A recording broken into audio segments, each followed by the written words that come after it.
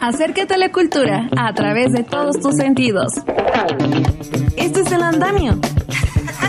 Julián Vázquez, ¿cómo estás? Con Carolina López Hidalgo y Julián Vázquez. Muy buenas tardes a ti y a todas las personas que nos están escuchando. El Andamio. Cultura en construcción.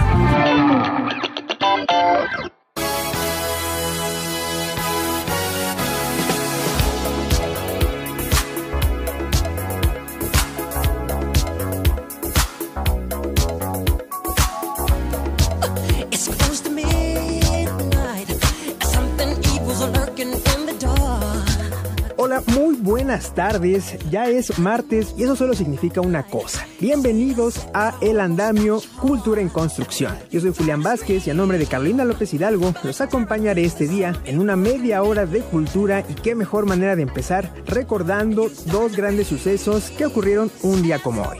El 25 de junio de 2009 falleció Michael Jackson, cantante y bailarín estadounidense de música pop, conocido mundialmente como el rey del pop y considerado uno de los artistas más influyentes e importantes de los últimos 50 años.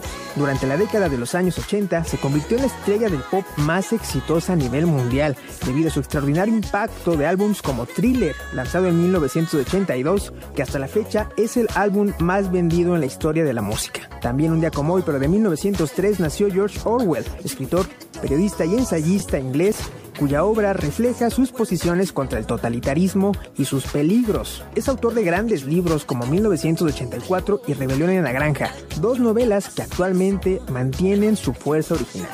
Y hoy en El Andamio vamos a escuchar a Alberto Blanco, poeta, ensayista y autor de 1966, el año del nacimiento del rock. El ciclo de teatro Fulgor trae a la capital del país obras del resto de la República que abordan temas como las nuevas masculinidades, el amor queer, la desaparición forzada o la autopercepción de mujeres mayores. También se presenta en el Teatro Juan Ruiz de Alarcón de la UNAM la obra Paraíso, que recupera una tragedia griega de Sófocles para criticar las atrocidades de la guerra. El gobierno de la Ciudad de México lanzó A Cuadro, una emocionante guía de filmaciones que revela los icónicos escenarios cinematográficos de la capital del país. Y a días de que la antorcha olímpica llegue a París, el mítico cabaret Moulin Rouge recibió nuevas aspas este lunes.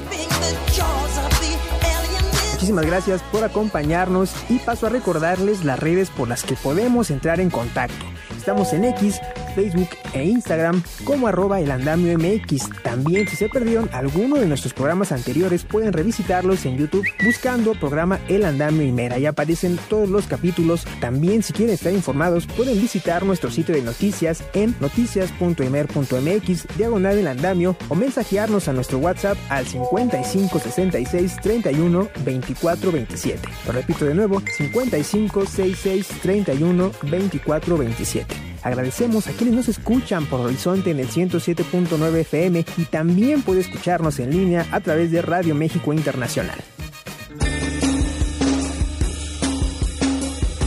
Ahora vamos con la entrevista del día de hoy. Es que vamos a platicar con Alberto Blanco, poeta, ensayista y autor del libro 1966, el año del nacimiento del rock. Escuchemos. Amigas, amigos, continuamos con el programa y hoy toca hablar de música. Nos acompaña el poeta, ensayista, narrador, traductor y artista plástico Alberto Blanco para platicarnos de su nuevo libro, 1966, el año del nacimiento del rock. Alberto, ¿cómo está? Bien, contento de que podamos conversar un rato. Gracias por la hospitalidad. Perfecto, maestro. Y bueno, antes que nada, el nombre es obvio, el nombre dice de lo que va el libro, pero ¿por qué este año? ¿Por qué 1966 habiendo, pues bueno, viéndolo desde la actualidad, hubo otros hitos igual de importantes como Woodstock en el 69, Monterrey en el 67 o por supuesto los movimientos sociales del 68 a nivel mundial incluyendo México? ¿Por qué este año lo considera el nacimiento del rock, maestro? A responder la pregunta que me acabas de formular está dedicado el libro precisamente, y para entendernos hay que deslindar. El rock and roll fue un género musical y hasta una cultura o subcultura que se dio en los años 50, fines de los años 50, y que básicamente terminó con la década. Los años 60 empiezan sin rock and roll o solo con vestigios, pero indudablemente la aparición de los Beatles en escena en 63 cambia el juego. ahí empieza algo nuevo. Eso no había sucedido. Un grupo que componía sus propias canciones, cantaba sus propias canciones. Eso no lo hacía nadie. Significó algo distinto. Y detrás de los Beatles viene una cauda de muy buenos grupos ingleses de primer nivel que cambian totalmente la escena de la música popular. Y hasta ahorita estamos hablando nada más del mundo anglosajón, ¿no? Estemos claros. En Estados Unidos el gran acontecimiento, sin duda alguna, era Bob Dylan, que venía de otra película, de otra historia. Él venía del folk. Y los primeros años 60 de Dylan son acústicos, hasta que saca un disco que tiene una mitad acústica y una mitad eléctrica, en 1965. En 1965 Dylan se electrifica por primera vez. Dylan es ya un músico de rock para 1966. Y en 1966 confluyen una serie de cambios muy profundos en términos culturales y políticos, sociales, incluso económicos, demográficos, por un lado, y cambios también profundos en términos estéticos de la música y de la literatura en el ámbito de la música popular. Estamos hablando, insisto, del mundo anglosajón, pero esa era la música que también se oía en gran parte del mundo, y aquí en México sin duda oíamos mucha de esa música. Nada más para dar una idea, en 1966, el 1 de enero de 1966, llega al primer lugar del Hit Parade una canción asombrosa, The Sounds of Silence, de Simon & Garfunkel, con una letra que está a años luz de lo que se cantaba unos meses antes, unos años antes. Está planteando asuntos serios, asuntos de otra envergadura y problemas incluso de orden filosófico graves. ¿Qué pasó? ¿Cómo pasó tan rápido la música popular? Son muchos los factores que influyen. Y uno de los factores que no podemos soslayar, ni se debe soslayar, es que en 65-66 hace su irrupción masiva el mundo de los psicotrópicos. Y cambia la apreciación de la música, para empezar por parte de los mismos músicos, también por parte del auditorio e incluso hasta por parte de las disqueras, que por un momento llamémosle de desconcierto, abrieron la cartera para firmar a una serie de grupos que estaban haciendo propuestas muy poco comerciales, que no habrían tenido ni la menor posibilidad de ser grabadas unos meses antes y que de pronto tienen presupuestos para pagar orquestas, para pagar grupos de cámara, para incluir instrumentos que no se habían utilizado nunca. Se enriquece extraordinariamente el mundo sonoro de las grabaciones. Se empiezan a incorporar los conjuntos de alientos. Eso venía de la música negra, eso venía del sonido de Stax, de Motown.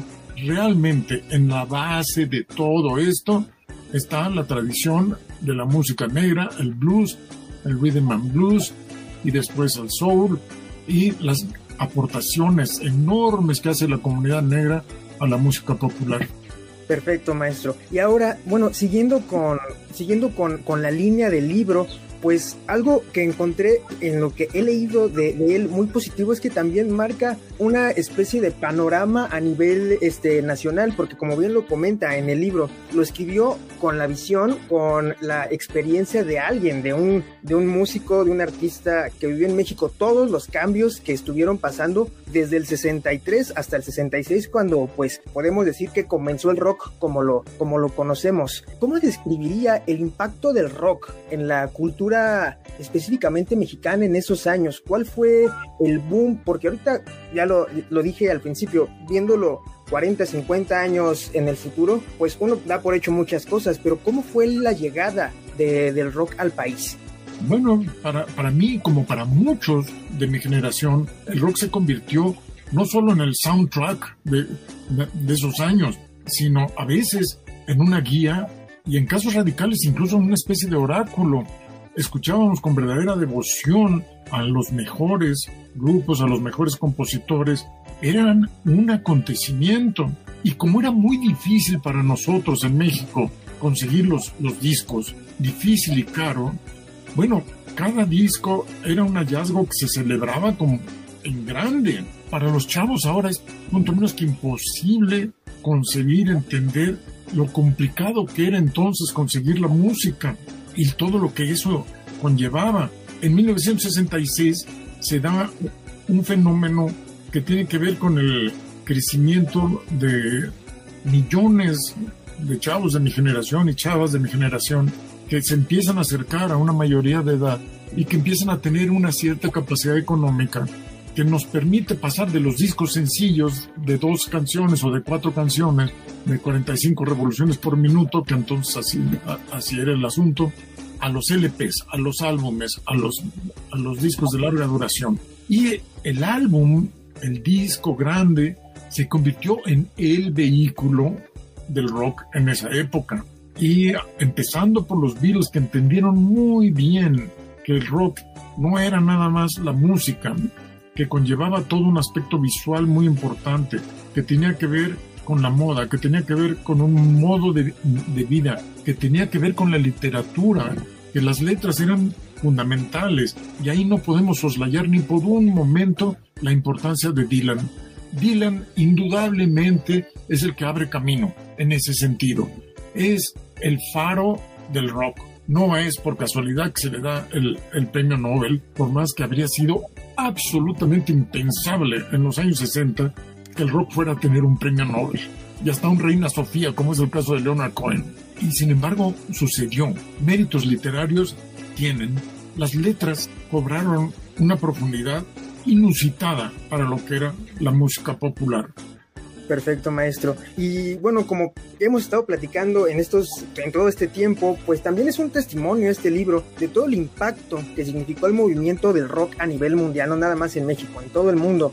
Con esto, maestro, quería preguntarle, ¿considera que ha existido algún género musical que haya desempeñado un papel similar al que tuvo el rock en estas décadas? Y si no, ¿por qué cree que no ha existido un género que haya llegado hasta esas alturas? Es una pregunta muy buena. Desde mi punto de vista, y tratando de ser desapegado y en la medida de lo posible objetivo, no creo que ningún movimiento musical en el siglo XX haya tenido la repercusión social que tuvo el rock en los años 60, porque fue mucho más allá de la música y las letras, mucho más allá. Tuvo un impacto enorme en la cultura en términos generales, incluso en ámbitos tan distantes o tan distintos al de la música popular. En ese sentido veo muy difícil pensar en algún otro género musical o algún otro movimiento musical que haya tenido tanta influencia. El jazz tuvo mucha influencia, pero más limitada, más acotada, y quedó reducido a una música casi para conocedores, y al rock le ha pasado un poco lo mismo. Siento que al paso de las décadas, en la medida en la que el rock salió del centro de la escena, porque es indudable que el rock dejó de estar en el centro de la escena cultural mayoritaria desde hace mucho tiempo, poco a poco ha ido pasando a ocupar un lugar más marginal, que desde mi punto de vista no le viene nada mal al rock, porque el rock se sigue haciendo, y muy bueno. Perfecto. Y ahora, para concluir, maestro, bueno, en 1977 la NASA envió en la Voyager unos discos, ¿no?, conocidos como Los Sonidos de la Tierra, el cual llevaban pues piezas representativas de varias partes del mundo, ¿no?, desde jazz, blues, percusiones, incluso pues llegó también a estar en uno de estos discos el Cascabel de Lorenzo Barcelata, un mariachi. No hubo canciones relacionadas al rock en los discos. Estuvo a punto de llegar Here Comes the Sun, pero no llegó al corte final de los discos. Si alguna civilización pudiera cruzarse con uno de estos discos, y de haber habido 4 espacios para canciones de rock, ¿qué canciones hubiera escogido usted para que las civilizaciones que se hayan encontrado ese disco conozcan o sepan lo que es el rock en 4 canciones?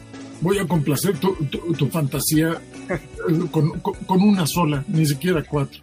Yo pondría Like a Rolling Stone de Bob Dylan, y con eso basta y sobra para entender de qué va. Pero si me apuras un poco, ponemos Tomorrow Never Knows o A Day in the Life de los Beatles.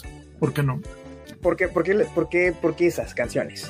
Porque Like a Rolling Stone ejemplifica a la perfección la sofisticación a la que llegaron las letras de Bob Dylan, el nivel literario que alcanzó el rock a partir de Dylan, y porque las 2 piezas de los Beatles ejemplifican a la perfección la sofisticación que alcanzó la música en el rock de sus años. letra y música, música y letra. Perfecto, maestro. Pues bueno, Alberto Blanco, muchísimas gracias por su tiempo, por platicar con nosotros sobre su libro 1966, el año del nacimiento del rock. Y nosotros le agradecemos por haberse animado, porque pues de otra forma no hubiéramos tenido esta publicación, maestro. Muchísimas gracias. Gracias a ustedes, muchas gracias por la hospitalidad. Y ojalá que los lectores y las lectoras pasen un buen tiempo leyendo y escuchando la música de 1966 y de los años del rock. Perfecto, pues ya escucharon al maestro Alberto Blanco y nosotros continuamos en el andamio.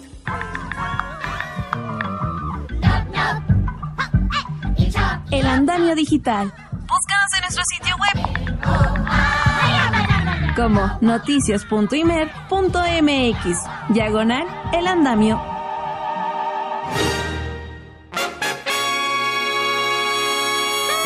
Después de esta gran plática con Alberto Blanco, sigamos con la información, y es que el ciclo de teatro Fulgor trae a la capital del país obras del resto de la República que abordan temas como las nuevas masculinidades, el amor queer, la desaparición forzada o la autopercepción de mujeres mayores. Esto va a ser del 12 al 21 de julio en diversas sedes que también van a albergar actividades gratuitas, clases, charlas y talleres para todas las edades. Para impulsar el talento escénico de otros estados del país y brindar un espacio de formación para todas las edades, la dirección del Sistema de Teatros de la Ciudad de México anunció la primera edición de Fulgor.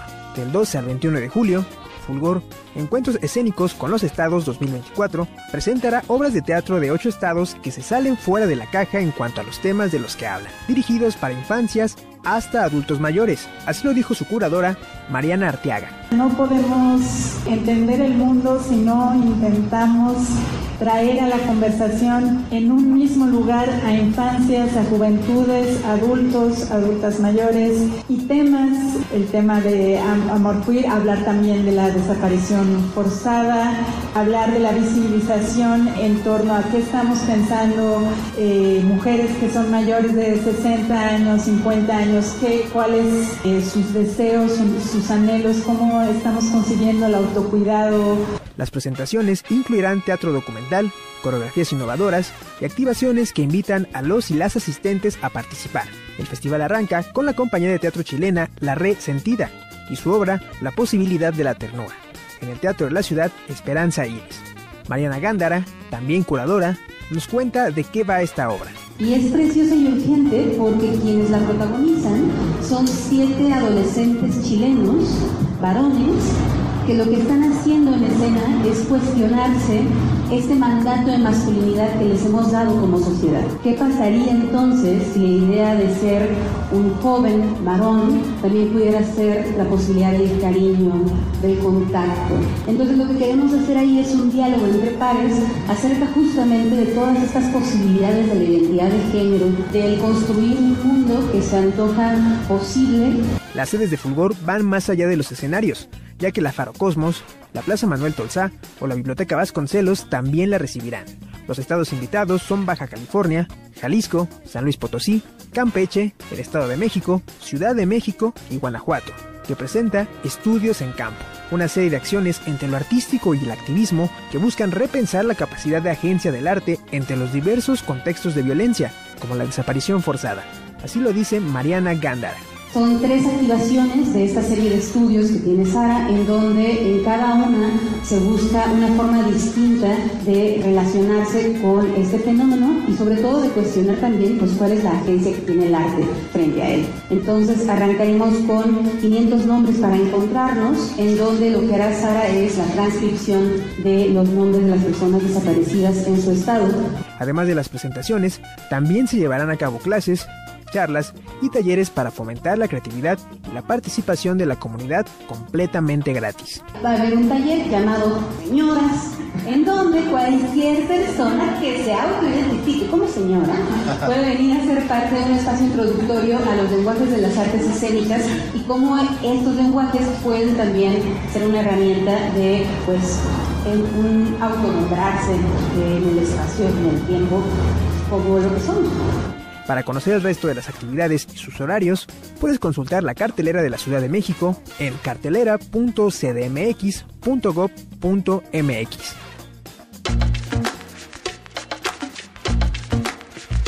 Sigamos con el teatro, y es que se va a presentar en el Teatro Juan Ruiz del Alarcón de la UNAM la obra Paraíso, que recupera una tragedia griega de Sófocles para criticar las atrocidades de la guerra. Esta historia es dirigida por Enrique Singer y protagonizada por la primera actriz Julieta Egurrola. Los detalles con nuestro compañero Ariel Escalante. La obra de teatro Paraíso, que se presenta por primera vez en México, señala las atrocidades de la guerra y critica la superficialidad de los héroes de combate porque, como dice uno de sus personajes, no hay gloria en la muerte, solo hay odio. Para el director de escena Enrique Singer, montar este texto de Cae Tempest le permite hablar sobre un tema que ha sido una constante en la historia de la humanidad y sigue presente en todos lados. Cuando la conocí, que me la pasó Teatro UNAM, es lo que me llamó mucho la atención y me pareció muy pertinente hablar sobre un tema que lo tenemos encima de nosotros como espada de Damocles. La guerra está en todos lados, la guerra la tenemos aquí a la vuelta de nuestra casa. Hay distintos tipos de guerra, ¿no? O sea, creo que ya es hora de que abramos los ojos la humanidad. Esta obra parte de la tragedia de Filoctetes, original de Sófocles, para reflexionar sobre la condición humana y sobre si hay esperanza para el futuro. Filoctetes fue un héroe de la guerra de Troya, que tenía un arco con el que podía abatir a 50 enemigos con un solo disparo. Sin embargo, fue abandonado por sus compañeros en una desolada isla, debido a que sufre una grave herida en la pierna. Después de 10 años en los que vive rodeado de mujeres, el protagonista tiene la oportunidad de regresar a casa, pero no quiere volver a la guerra. Su interés se centra en la venganza contra Odiseo y en reunirse con su familia. Cae Tempest, que también es poeta, letrista, intérprete y artista discográfico, introduce una perspectiva de género al cambiar al coro de soldados por un coro de mujeres que habita en la isla. Porque en el original de Sófocles es un coro de guerreros, son soldados que se bajan con Odiseo a la isla y con Neptólemo, son soldados, pero aquí son mujeres y me parece muy interesante. Me gusta en la obra que el coro que representa eso, que es un coro femenino, también ellas se pelean, pero tienen que estar conservando la paz y estar luchando por hacer de este basurero un paraíso, por eso se llama Paraíso. En esta versión de Enrique Singer, el guerrero griego es interpretado por la primera actriz Julieta Egurrola. El director decidió que fuera una mujer en referencia a que necesitamos una transformación hacia lo femenino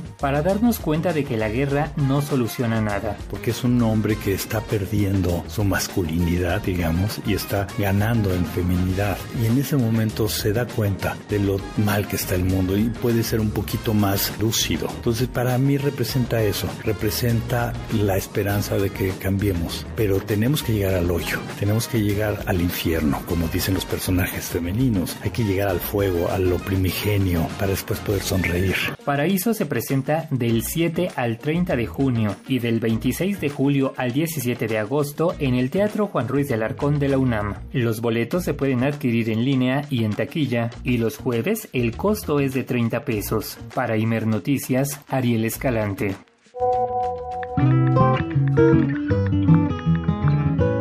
Búscanos en Facebook e Instagram como @elandamio_mx. Esto es El Andamio. Cultura en construcción. Ahora vámonos del teatro al cine, y es que el gobierno de la Ciudad de México, como ya se los habíamos adelantado, lanzó A Cuadro, una guía de filmaciones que revela icónicos escenarios cinematográficos en la capital del país, desde la alcaldía Benito Juárez, donde Alfonso Cuarón filmó Roma hace ya 8 años, hasta Xochimilco, hogar de María Candelaria, dirigida por Emilio El Indio Fernández. La información con Fabián Vega. El Gobierno de la Ciudad de México, a través de la Secretaría de Turismo, la Secretaría de Cultura y la Comisión de Filmaciones, presentó A Cuadro, una nueva guía de filmaciones que destaca los escenarios cinematográficos de la capital. Esta guía muestra los lugares donde se grabaron grandes obras cinematográficas en la ciudad. La guía incluye 16 alcaldías, como Benito Juárez, escenario de Roma de Alfonso Cuarón, y Xochimilco, donde Emilio El Indio Fernández filmó María Candelaria. También proporciona información sobre cómo solicitar permisos de filmación, recomendaciones de lectura, semblanzas de figuras del cine mexicano y rutas de películas grabadas aquí, en la parte más chilanga de la Ciudad de México. Así lo dice Guillermo Saldaña, director general de la Comisión de Filmaciones de la Ciudad de México. Bajo el liderazgo de un gobierno que ha priorizado el bienestar social de sus habitantes. La guía audiovisual A Cuadro es un homenaje a la belleza y generosidad de nuestra Ciudad de México, que desde hace décadas se ha retratado en las primeras filmaciones de cine, desde el cine mudo hasta la incorporación de las tecnologías más avanzadas de la actualidad. Se dice que la Ciudad de México está de moda, y si esto es cierto, que yo creo que sí es cierto, somos nosotros, la industria audiovisual, el sector turismo y nuestras pantallas, quien hemos colocado a nuestra querida capital en ese lugar tan distinguido. La guía y toda la información la encuentras disponible en la página turismo.cdmx.gov.mx. Para Imer Noticias, Fabián Vega. El mítico cabaret Moulin Rouge en París, cuyas emblemáticas aspas del molino se desplomaron en el mes de abril, recibió nuevas aspas este lunes, a 10 días de que la antorcha olímpica pase por París. Durante los próximos 4 días, las 4 aspas serán subidas a la fachada antes de ser fijadas en su lugar correspondiente para luego ser conectadas por cables eléctricos. Según fuentes locales del Moulin Rouge, se necesitarán 4 días para retirar la lona y el andamio que tapaban el edificio del molino desde que las aspas se estrellaron en la calle durante la noche de un 25 de abril hace ya 2 meses. Para la ceremonia de los Juegos Olímpicos del 5 de julio y para celebrar la llegada de las nuevas aspas, el Moulin Rouge ha prometido un espectáculo de sonido y luz al aire libre, con una veintena de artistas bailando al ritmo del cancán francés en la calle. Así lo indicó Virginie Clérico, gerente del Moulin Rouge para la agencia France Press. Las alas son de aluminio y acero. Se están instalando ahora. Los andamios se retirarán al final de la semana. Las aspas se presentarán el 5 de julio con un espectáculo de luz y sonido alrededor de las 23 horas. Y los artistas también interpretarán un French Cancan en la plaza. Y bueno, no está de más recordar que el Moulin Rouge abrió sus puertas en 1889 y en sus inicios fue un lugar de encuentro de artistas y bohemios. El artista Henry de Toulouse-Lautrec fue quien inmortalizó su fachada y sus cabareteras, que se volverían mundialmente conocidos por la adaptación cinematográfica del director estadounidense Baz Luhrmann en 2001 en la película del mismo nombre. Muchísimas gracias por habernos acompañado y espero que toda esta información les haya parecido muy interesante. A nombre de Carolina López Hidalgo, que aún se encuentra en vacaciones, yo soy Julián Vázquez, muchísimas gracias por escucharnos. También muchísimas gracias a quienes nos apoyan a través de los controles: Sofía Gutiérrez, Gabriel Ortiz, Alberto Palomino, Brandon Castillo y Adria Cebes. Muchísimas gracias. Nosotros ya nos vamos, pero si están en Horizonte, quédense en la barra musical con Tony Ríos, y si están siguiendo la programación en Radio México Internacional, continúen con nuestra compañera Miriam Rodríguez. Nosotros ya nos vamos, pero nos escuchamos el próximo jueves. Que tengan un excelente día. Las opiniones aquí expresadas son responsabilidad de sus autores y no representan la posición editorial de Imer Noticias.